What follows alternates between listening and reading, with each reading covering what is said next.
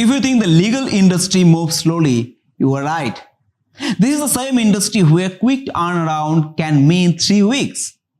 And yet, in just 3 years, a startup called Harvey AI went from answering random legal questions on Reddit to becoming a $5 billion enterprise serving half of the most elite law firms in the US. They didn't just sell some clever AI features, they built a full-blown AI infrastructure for legal work. And law firms that once treated the cloud like a 4-letter word are now running their daily workflows through it. If you're new to this channel, I would request you to subscribe to our channel and press that bell icon. I share deep dives like this on SaaS, AI and product strategy every week. We also send a lot of free giveaways like ebooks, templates and worksheets to our subscribers regularly. In this video, we are going to break down exactly how Harvey built the tech, the trust and the traction to dominate such a hard-to-crack market. Now here's the thing about legal AI. It's not just a nice productivity boost. It's a market that's expected to grow over 30% a year in some segments. And Harvey isn't just in that race. They are building the track. For SaaS founders and product leaders, this isn't about legal tech alone. It's a case study in how you specialize so deeply in one domain that generic tools cannot touch you. Build a tech stack that works at enterprise scale from day one. And make architecture a competitive mode, not just a technical diagram. If you have ever thought we'll just adapt a general AI tool for our niche, Harvey's story will make you rethink that. The story starts in 2022. Winston Weinberg, a junior associate at O'Melveny and Myers, teams up with Gabriel Pereira, a former DeepMind and Meta AI researcher. They start playing with GPT-3, not to write blog posts, but to answer legal questions they pulled from Reddit. They showed the AI's responses to actual lawyers. Out of 100 questions, 86 were considered good enough to send straight to clients. No edit.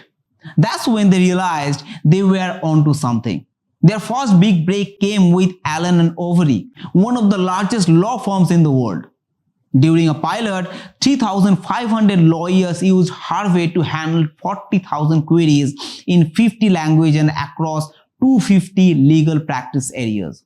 Think about that for a second. Most AI startups panic if their model gets confused by a pizza order in French.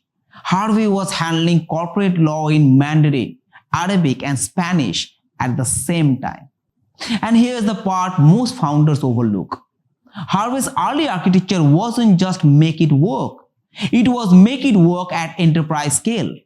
They had secure environments, multilingual NLP support and high concurrency baked in before the first contract was signed. That's why when Allen Overy decided to roll out globally, Harvey didn't need a rewrite. They just flipped the switch. Now, most legal tech companies take a general purpose AI model and throw legal documents at it, hoping it suddenly becomes a lawyer. That's like giving a dictionary to a first-year law student and expecting them to argue a Supreme Court case next week. Harvey didn't do that. They built legal-specific foundation models. The training data wasn't random internet text. It was case law, statutes, contracts and regulatory filings from multiple jurisdictions. Then they added a firm-specific layer, meaning if a client's lawyer always phrase clauses in a certain way or follow specific formatting, Harvey learns that too. It's not just legal AI, it is your legal AI. One of the biggest breakthroughs was a custom-trained case law model with OpenAI. This thing was trained on 10 billion plus tokens of legal data.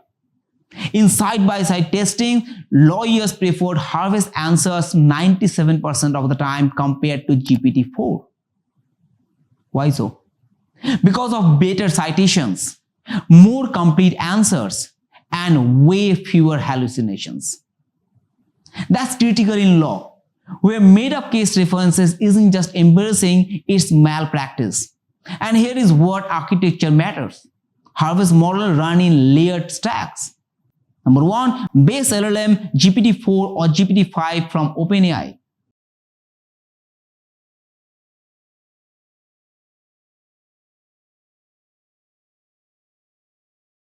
templates and style guides. This means when a lawyer asks Harvey to draft a clause, it's not just legally accurate.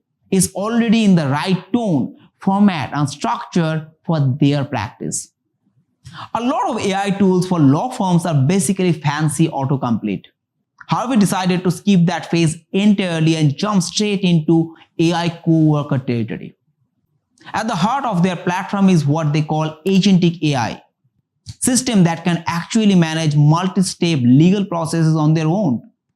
Think draft, to review, to risk assess, to suggest changes, to finalize. No stopping to wait for another prompt. They build these using OpenAI's O1 reasoning models combined with GPT-5.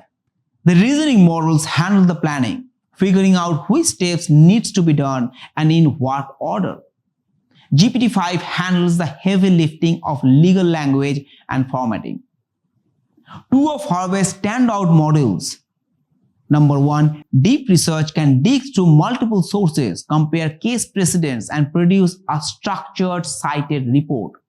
And second, a workflow builder lets law firms create automated legal processes that branch, loop, and self-correct, all with human oversight where it matters. The magic isn't just in the models, it's in the orchestration layer that coordinates them. If the risk assessment step flags a potential problem, the workflow loops back to the drafting agent before anything is sent to the lawyer. That's the kind of self-correcting logic that makes Harvey valuable to senior partners, not just junior associates. And by the way, the whole idea of orchestrating AI agents so they are not just clever on their own, but actually working together to structured, repeatable workflows, that's something I go deep into my upcoming book, Orchestrate, Mastering AI in Business Automation. Now, if you are going to handle confidential client contracts for global banks and Fortune 100 companies, you cannot just say, we take security seriously and call it a day.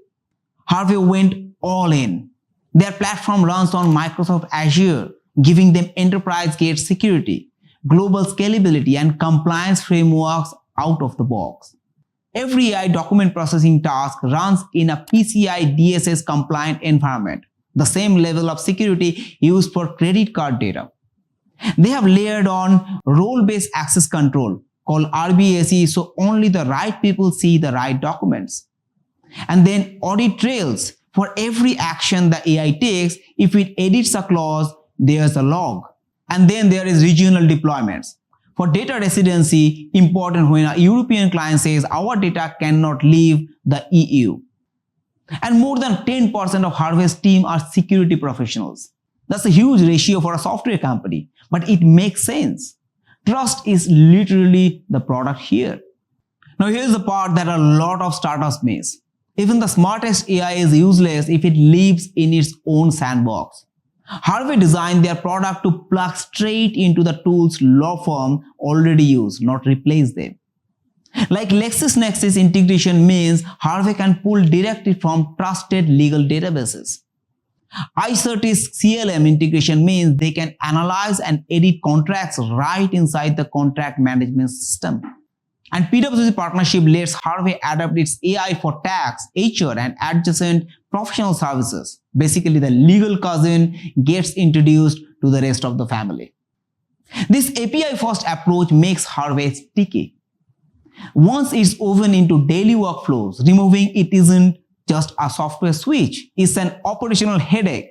And that's a great position to be in if you are a vendor. Now, Harvey isn't running some scrappy little server farm in the basement. They're operating in 54 countries, serving 500 plus enterprise clients and doing it in multiple languages, all without system unavailable banner that gives CTOs a heart attack. And the core trick, elastic scaling. Their infrastructure expands and contracts depending on workload. No need to keep massive servers running at full tilt when they are not being used. For language coverage, Harvey bakes multilingual NLP into a model layer itself, not as a bolted-on translation step. That's why during the Allen and Overy pilot, they could handle 50 languages without spinning up separate workflows for each. They also comply with data residency laws by running region-specific deployments. If a firm in Germany says, keep our data here, Harvey's architecture supports it without bending the rules. The legal tech market is getting crowded. You have got Ironclad focusing on contract overflows, Clio dominating small firm practice management, and Thomson Reuters pushing AI-powered research. So why can't they just build what Harvey has? Because Harvey's moat is layered. First, OpenAI partnership, not just as a customer, but a co-developing custom legal models. Second, domain expertise. 18% of Harvey staffs are lawyers from top firms. And then network effects. When 42% of AM Law 100 firms use you, the rest feel the pressure to keep up. On the top of that, Harvey's modular product architecture means they can co-develop proprietary tools with big clients. That's how Contract Matrix with A&O was born, and that's a moat competitors can buy off the shelf. So if you're building an AI or SaaS, here is what Harvey's story makes clear. First, specialize deeply. Wrapping a generic model will not win you top of a market. Second, design for compliance from day one, especially in regulated industries. Third, make integrations a growth engine. Being the AI that lives where your customers already work is more powerful than being the AI they have to go to. Fourth, build modular workflows so you can adapt fast to client-specific needs. And most importantly, they didn't treat architecture as an afterthought. It was the product. So guys, Harvey's rise isn't just about building better AI. It's about turning AI into dependable infrastructure that enterprises can trust, customize, and expand. For founders, the takeaway is simple. The moat isn't just in the model. It's in the data you own, the domain you master, and the way your architecture locks in trust. And in a market where one bad AI output could cost millions, or worse, lose a client, trust is the ultimate competitive advantage here. So guys, if you found this breakdown useful and want more SaaS, AI, and product architecture deep dives, please subscribe to the channel. We unpack systems and strategies that actually works, minus the fluff. Thank you so much for watching.